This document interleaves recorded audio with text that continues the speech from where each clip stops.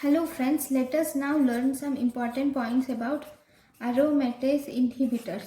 What are aromatase inhibitors? These include letrozole, anastrozole and exemestane. Okay, this exemestane is actually an irreversible inhibitor.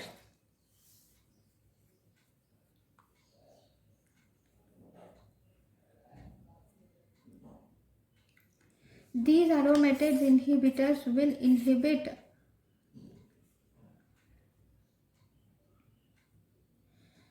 the estrogen synthesis. And where are they used? They are actually widely used in treatment of breast cancer in postmenopausal state. Thank you for watching.